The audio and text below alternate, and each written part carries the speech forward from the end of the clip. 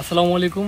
তো এটা দেখতে একটি বাইরে থেকে টিনের ঘর মনে হলেও এটা আসলে একটি টিনের ঘর, কিন্তু এটার ভিতরে গিয়ে আপনার মনে হবে না যে এটা কোনোভাবেই একটা টিনের ঘর, এবং ভিতরেটা দেখলে আপনি অবশ্যই অবাক হবেন। তো চলুন দেখা যাক যে ভিতরে এই বাইরে টিনের ঘরটা হলেও ভিতরে কি করা হয়েছে।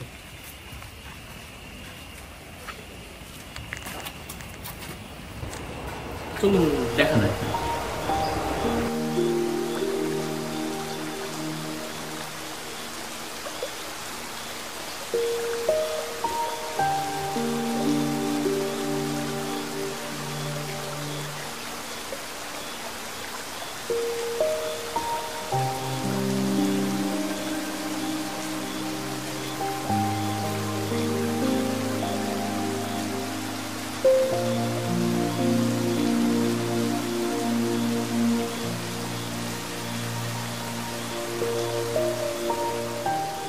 তো আপনারা দেখতে পাচ্ছেন যে এটাকে বাইরে থেকে দেখতে পুরোপুরি একটি টিনের ঘর লাগছে, এবং এটি একটি টিনের ঘরই, কিন্তু এটার ভিতরে যদি আপনি উপরে সিলিং থেকে বাইরের দেয়াল সব কিছু আপনি দেখেন, তো এটি একটি মনে হবে না কোনোভাবে টিনের ঘর, মনে হবে যে একটি আরসিসি বা অন্যভাবে কোনো ইন্টেরিয়র করে একটা ঘর। কিন্তু এটি আপনি এখানে দেখতে পাচ্ছেন এটি কিন্তু বোর্ড ইউজ করা, তো একটি টিনের ঘরের উপরে বোর্ড ইউজ করে এবং কিছুটাও আপনার মডিফাই করে এর লুকটা কিন্তু অনেকটা চেঞ্জ হয়ে গেছে, এবং এর জন্য খরচ হয়েছে মাত্র 1,00,000 টাকা এক রুমের জন্য।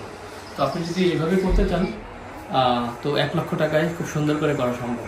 তো আমরা একটু ভাইয়ের সাথে কথা বলি, রিয়াদ ভাইয়ের সাথে। আসসালামু আলাইকুম। অলিদ ভাই আসছেন আজকে আমার এই বাসাটি ভিজিট করার জন্য।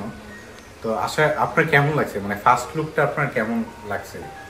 আলহামদুলিল্লাহ, আমি যখন ভিতরে বাইরে থেকে ঢুকলাম, তো টিনের ঘর ভিতরে যেরকম হয় মানে বাংলাদেশের বাড়িগুলোতে, আমি ওইরকমই এক্সপেক্ট করছিলাম, কিন্তু ভিতরে ঢোকার পরে এই লুক দেখে আমি তো অবাক যে রিয়াদ ভাই না কোনো ইঞ্জিনিয়ার, না কোনো আর্কিটেক্ট, না কোনো ইন্টেরিয়র ডিজাইনার, কিন্তু তিনি নিজেই এত সুন্দর করে এত সুন্দরভাবে ইউটিলাইজ করেছেন পুরো বাসাটা, যে দেখে মনে হচ্ছে না যে এটা একটি টিনের ঘর। আপনারা আবারও দেখতে পাচ্ছেন, কোনোভাবেই মনে হয় না যে এটা একটা শুধুমাত্র একটা টিনের ঘর। তো রিয়াজ ভাই কিভাবে করলেন?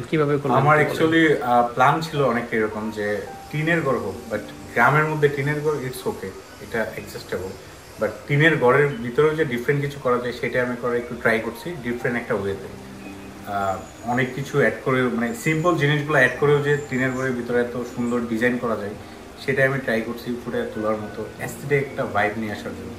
যদিও রুমের প্রপার কাজ কমপ্লিট হয় নাই, আমি এখানে বেশ কিছু প্ল্যান্ট সেট করব, তারপর এই ভিউটা দেখতে আরো বেটার লাগবে।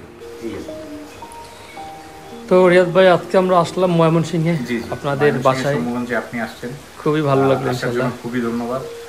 আরেকটি প্রজেক্ট অলরেডি আপনি করতেছেন, আশা করি এটার থেকে বেটার লুকস ওইটাতে ইনশাআল্লাহ।